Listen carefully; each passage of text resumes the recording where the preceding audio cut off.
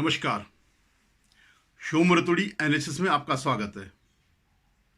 दोस्तों, मैं अक्सर अपने वीडियो में कहता हूं या सोशल मीडिया के जो अन्य प्लेटफॉर्म हैं जैसे ट्विटर है, फेसबुक है, कोरा है, कि भारत में जो भी इस सरकार के खिलाफ यानी 2014 के पश्चात बीजेपी एनडीए या मोदी जी के आने के बाद जो भी अराजकता होती है वो कोई स्वतः स्फूर्त नहीं है, जिसे ये लोग कहते हैं ऑर्गेनिक। ये स्वतः स्फूर्त नहीं है, बल्कि क्या है, ये ऑर्गेनाइज्ड होती है और किसी भी ऑर्गेनाइजेशन के लिए पैसे की जरूरत होती है। एक तो ये किसके द्वारा किया जाता? ये कांग्रेस और लेफ्ट लिबरल गैंग और इस्लामिस्ट, इनका गठजोड़ जो है पूरे देश में भी है और विदेशों में भी है। आप किसी भी जगह जाएं, ब्रिटेन में जाएं, यूके में जाएं, ये यूएस में जाएं, कनाडा में जाएं, ये गैंग वहां आपको मिलेगा। कहीं कहीं इसमें खालिस्तानी तत्व भी जुड़ जाते हैं। तो ये पूरा एक इकोसिस्टम है, एक लेफ्ट लिबरल गैंग है जो 2014 के बाद से लगातार भारत में जो वो कहते हैं तनाव पैदा करता है, ताकि जो है ये सरकार बदनाम हो, ताकि जो भारत की जो अर्थव्यवस्था बन रही है, भारत का जो दुनिया में जो नाम हो रहा है, वो खराब हो जाए। तो जितने भी ये ऑर्गेनाइजेशन होते हैं, कई हैं इसमें, बहुत। भारत में तो इतने कोई मीडिया का है, कोई वकील है, कोई एनजीओ है, ये सब लोग हैं जिनका यही काम है। आप कहीं खुदाई करके देखिए और उसके खिलाफ जो है एनजीओ आ जाएंगे। कोई भी फर्जी मामला लेकर के ये आ जाते हैं मानवाधिकार वाले। तो इस ढंग से एक जाल बिछा हुआ है। हालांकि लिमिटेड लोग हैं, मुश्किल से 5-1 हज़ार करीबन होंगे पूरे देश में, लेकिन इनका वर्चस्व पूरा है। जैसे आपने कश्मीर फाइल में देखा होगा कि वो कहते हैं सरकार इनकी है लेकिन सिस्टम हमारा है। आज भी इनका सिस्टम है, सिस्टम पे इनकी पूरी पकड़ है और कब से? 75 सालों से है, आज से नहीं है, 75 सालों से। तो ये जो है इन सब ऑर्गेनाइजेशंस के लिए, इन सब आंदोलनों के लिए जो है इन ऑर्गेनाइजेशन को फंडिंग होती है। और फंडिंग कहाँ से होती है? मुख्य मुद्दा क्या है कि फंडिंग का ही होता है। आपने देखा होगा ना सीए विरोधी आंदोलन में, कि जब उनसे पूछा गया कि ये जो आप लोग ये बिरयानी खा रहे हो, जो भी ये खर्चा वर्चा कहाँ से आ रहा है, तो कहते ऊपर वाला देता है। तो ऊपर वाला कोई नहीं, वो नीचे वाला पाताल, जिसे हम पाताल लोग कहते थे अमेरिका को, ये वहाँ से पैसा आता है, या ब्रिटेन से आता है, या खालिस्तानियों से आता है, या इस्लामिस्ट कंट्रियों से आता है। ये पैसा ऐसे नहीं आता है। अब जैसे ये जिनपिंग या चाइना, उनके साथ तो कांग्रेस का ओपन एमओयू है एक। तो क्या है कि इसके अलावा जो है इनके पास और साधन है और लोग हैं। इनमें से एक ये है जॉर्ज सोरोस। जॉर्ज सोरोस जो है एक बड़ा इन्वेस्टर है, और जब से मोदी जी की सरकार आई है तब से ये लगातार इनका खिलाफत करता रहता है। दावोस में एक इकोनॉमिक फोरम होता है हर साल जो है, या 2 साल में जो भी होता है, जिसमें पूरे दुनिया के जो बड़े बड़े कैपिटलिस्ट होते हैं, बड़े बड़े व्यापारी होते हैं, पॉलिटिशियंस होते हैं, या एनजीओ वाले होते हैं, या इकोनॉमिस्ट होते हैं, ये सब वहाँ पर आते हैं और विश्व की जो है अर्थव्यवस्था के बारे में बात करते हैं। तो ये जब से वहाँ गया है, जब से मोदी जी की सरकार आई, तब से इसका सिर्फ एक ही काम है, मोदी जी के खिलाफ बोलना। और उसके पीछे कारण है। क्या कारण है? क्योंकि भारत एक आर्थिक शक्ति के रूप में उभर रहा है। भारत अब कोई पिछड़ा कोई देश नहीं रह गया, उसकी अपनी स्वतंत्र नीति बन गई है। तो अब वो किसी रॉकफेलर या फोर्ड फाउंडेशन वाले, या ये जॉर्ज सोरोस या बिल गेट्स, इनके पीछे भी नहीं पड़ता है। तो पहले जरा आप जरा इसका एक वीडियो देखिएगा जो अभी हाल ही में उसने हंगरी में दिया था। हंगरी के में किसी फोरम में, किसी इकोनॉमिक फोरम में जो है इसने दिया था। तो वहाँ पर उसने जो है स्पष्ट कहा है कि हमने इस सरकार को उखाड़ना है, मोदी की सरकार को उखाड़ना है। India is an interesting case.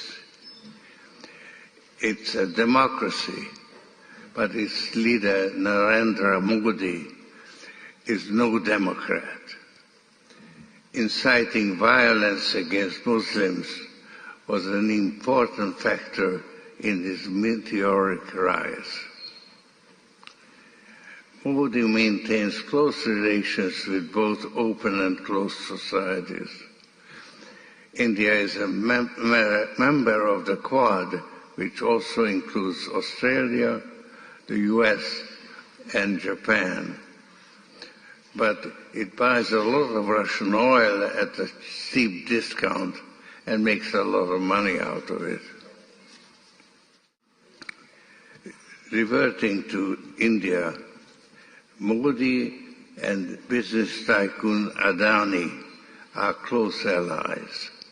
Their fate is intertwined. Adani Enterprises tried to raise funds in the stock market but failed. Adani is accused of stock manipulation and his stock collapsed like a house of cards. Modi is silent on the subject, but he will have to answer questions from foreign investors and in Parliament. This will significantly weaken Modi's stranglehold on India's federal government and open the door to push for much-needed institutional reforms. I may be naive, but I expect a democratic revival in India.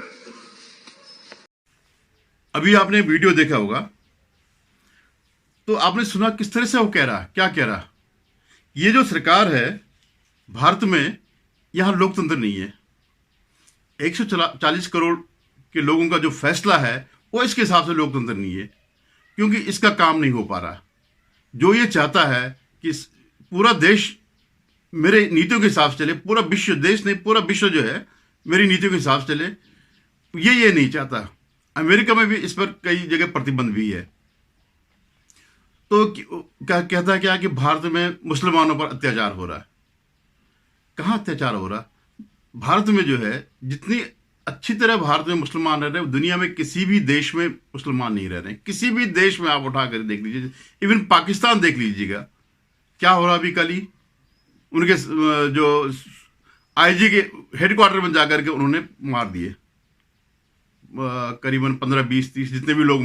मस्जिदों पे वहां पर हमेशा आक्रमण होता है, स्कूलों में बम ब्लास्ट होता है और सारा पाकिस्तान जो है भुखमरी की कगार पे है। यहाँ क्या करते हैं, छक के उनको राशन मिल रहा है, किसी पे कोई अत्याचार नहीं है।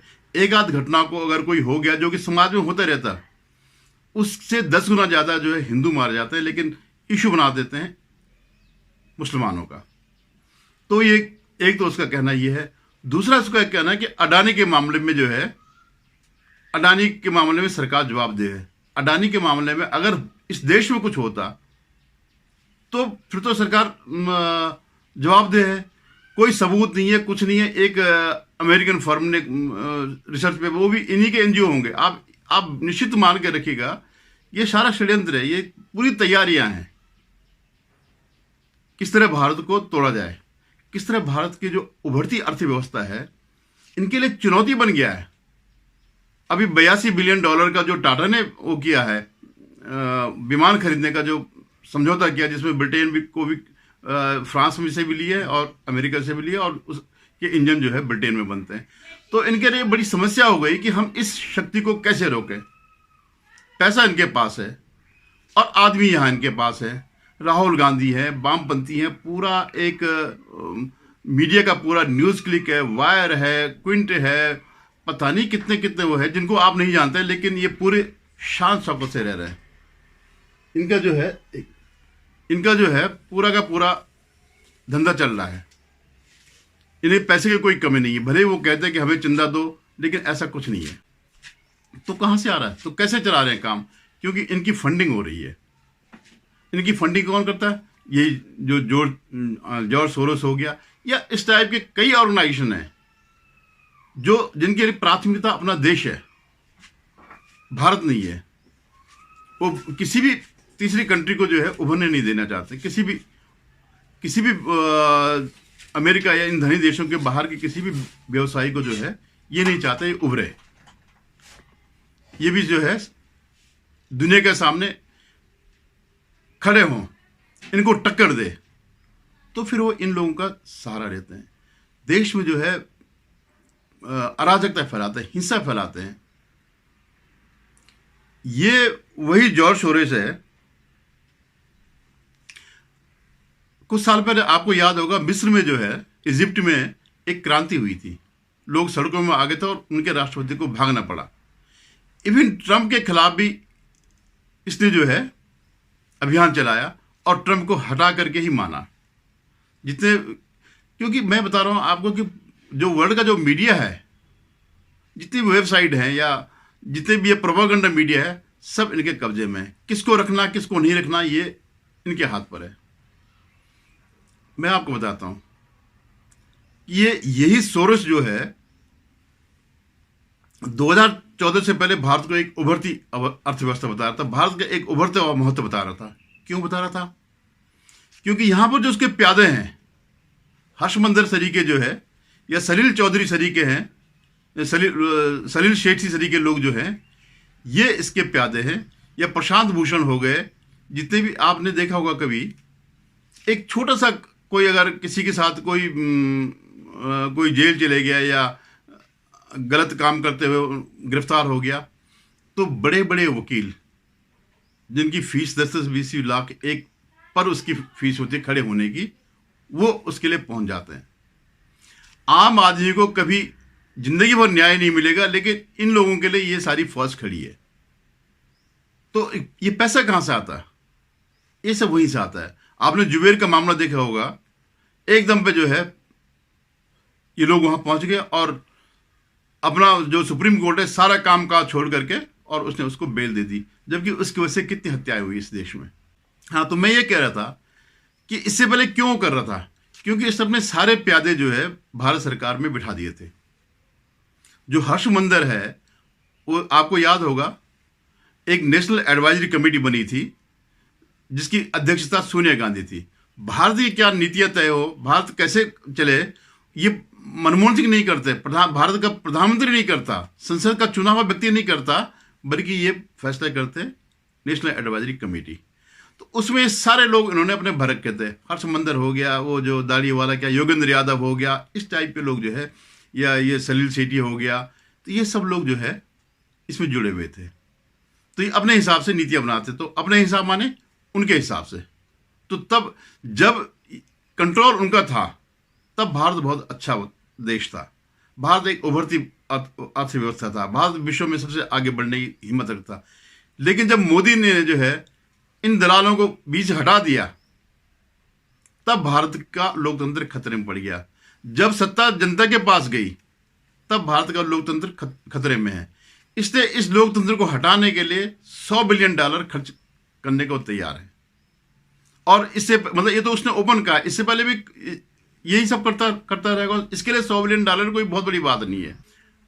अब आप ये देखिए कि कितना प्रभाव था इसका, कि मनमोहन सिंह की जो बेटी थी वो इनके उसमें काम करती थी।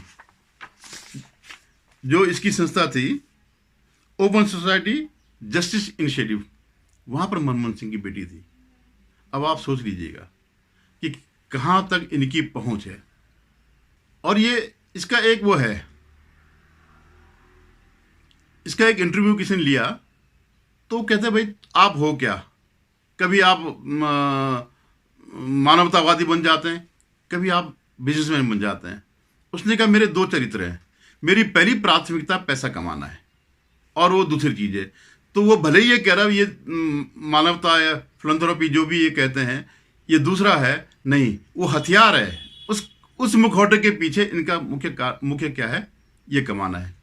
आपको याद, एक शशि थरूर जो कांग्रेस के नेता हैं, तो बड़े गदगद भाव से जो है, पुराना उनका एक ट्वीट में देखा था, उसमें मैंने भी कभी रिएक्ट किया था, मैं भूल भी गया था। तो उनकी बड़ी तारीफ कर रहा था कि वो खाली इन्वेस्टर नहीं है बल्कि एक मानवतावादी है, एक बड़े दयालु हैं। इस ढंग से इनका संबंध अंदर तक घुसे हुए थे। सलील जो वो था सेठी, उसके बारे में बताया, तो ये सलील सेठी का जो है, ये सीए के टाइम पर वहां पर जाकर के कह रहा था, वहां पर उसने भाषण दिया कि टुकड़े टुकड़े गैंग जेएनयू वाले नहीं है, बल्कि भारत सरकार है। और यही सलील सेठी जो है राहुल गांधी की भारत जोड़ो यात्रा में शामिल था। ऑर्गेनाइजेशन वीकली में अभी मैं आपको बताता हूँ, एक उसमें छपा है कि वामपंथी इस्लामिस्ट ये भारत में तनाव के बिंदु ढूंढते हैं, ये भारत को आगे न बढ़े, तो इस तरह से तनाव आपने देखा कई बार जो है जातिगत वो किया जाता है, तनाव पैदा किया जाता है। जैसे अभी आपने देखा वो रामचरितमानस में, रामचरितमानस की चौपाइयों को सारे अनपढ़ आज अपने को विद्वान बता रहे हैं, उनकी व्याख्या कर रहे हैं। दिलीप मंडल जैसे लोग, या मौर्य जो है ओम प्रकाश मौर्य हो गया, या जो चंद्रशेखर यादव जो बिहार का मिनिस्टर है, एजुकेशन मिनिस्टर है, ये लोग, तो इन लोगों पर इनका फोकस रहता है किस तरह आप जो है ये तनाव उभारिए। इससे क्या समाज बिखर जाएगा, समाज बिखर जाएगा, भारत कमजोर हो जाएगा, भारत कमजोर हो जाएगा तो भारत जो है इनके हिसाब से चलने लगेगा। वो शक्तियां सत्ता में आएंगी जो इनके हिसाब से चलेगी। जैसे कभी जिनपिंग चलाता था, तो वैसे ही ये लोग भी चाहते हैं कि हम चलाएं। एक तनवीर, जहाक तनवीर है, एक मुस्लिम है, वो सऊदी अरब में रहते हैं, लेकिन उन्होंने जो है इन सब का पोल खोली है। इस सोरोस और जो इसका पूरा गैंग है, जितने भी ये वेस्ट के जो धनी लोग हैं, तो उन्होंने जो है उसने बताया कि ये लोग जो है किस तरह से इनकी एक प्रक्रिया है किसी देश को तोड़ने की। और इस समय क्या है, वो अडानी के मुद्दे को लेकर के इस देश में एक कैओस पैदा करना चाहते हैं, और ये बताना चाह रहे हैं कि जो है ये सरकार जो है अडानी की सरकार है। तो ये पहले का ही आर्टिकल है, और ये जग जाहिर है विदेशों में सब, क्योंकि सब ये लोग मिले जुले रहते हैं, एक सूचनाएं मिलती हैं। यहाँ की जो है जो विपक्ष जो सूचनाएं केवल राहुल गांधी के माध्यम से मिलती हैं। और राहुल गांधी जब बाहर विदेशों में जाता है तो आप ये मत समझिए कि हमेशा मसाज करने जाता, वो इन षड्यंत्रों को ही पूरा करने में, इन षड्यंत्रों के ताने बाने बुनने में जाता है। जो जब कभी कहता है कि आग लग जाएगी, तो वो सब चीज़ें तैयारी करके आता है कि हाँ अब ये करेंगे, हम दलित का मुद्दा से कोई दलित का मुद्दा उठाएंगे और देश में आग लगा देंगे। कोई मुसलमान की हत्या हो गई तो उस देश में आग लगा देंगे। इस ढंग से ये तैयारी करते हैं। तो मेरा कहने का क्या मतलब है कि आप लोग जो है इन जैसे लोगों से सावधान रहिए। ये जो है आपके लोकतंत्र को खत्म करना चाहते हैं। वो नहीं चाहते कोई सरकार जनता चुने, वही चाहते इस तरह माहौल बनाया जाए कि जो सरकार चुनी जाएगी वो इनके कहने पर चुनी जाएगी। देखिए, आप माने न माने, कितने आप बेरोजगारी, रोजगार, गरीबी का मुद्दा उठाओ, लेकिन भारत आज एक सबसे मजबूत अर्थव्यवस्था के रूप में सामने आ रही है। आज भले ही हमारा टाटा ने जो है इनसे खरीद करी हो, और जो बाइडेन हो गया, या मैकेंड्रो हो गया, या ऋषि सुनक हो गया, भारत की प्रशंसा कर रहे हैं, लेकिन आप निश्चित मानिए ये दिल से नहीं कर रहे हैं। मजबूरी है उनकी कि उनको रोजगार मिल रहा है, लेकिन दिल से नहीं। कोई भी नहीं चाहता, कोई भी विदेशी नहीं चाहता कि हम पीछे हो जाए और दूसरा देश आगे बढ़ जाए। तो बिल्कुल आप लोग ये मान के चलिए, अगर आपको अपना भविष्य देखना है, अगर आपको अपनी अर्थव्यवस्था को आगे बढ़ते हुए देखना है, तो मोदी जी के पीछे डट के खड़े रहिए। ये जो देशद्रोही हैं, जो देश के खिलाफ षड्यंत्र कर रहे हैं, इनको अपने से दूर रखिएगा, नहीं तो बड़ा पछताएंगे आप, निश्चित मानिएगा। अगर 2024 में अगर ये सरकार नहीं लौटती है, तो जो कुछ आज आप देख रहे हैं डेवलपमेंट, या सीमा पर देख रहे हैं सारी सड़कें बननी, ये सब हो रहा है, ये सब खत्म हो जाएगा। तो फिर क्या दलाली का राज आ जाएगा, सूरज के आदमी यहाँ फिर बैठ जाएंगे। NAC नहीं होगा तो कुछ और होगा, डायरेक्ट मंत्रिमंडल में भी आ सकता है, प्रधानमंत्री भी नियुक्त कर सकता है। तो तब जनता की सेध नहीं होगी, तब क्या होगा, जो वो चाहेंगे वही चलेगा। धन्यवाद। अगर आपको मेरा वीडियो पसंद आए तो इसे लाइक करिएगा, शेयर कीजिएगा और सब्सक्राइब करिएगा। धन्यवाद।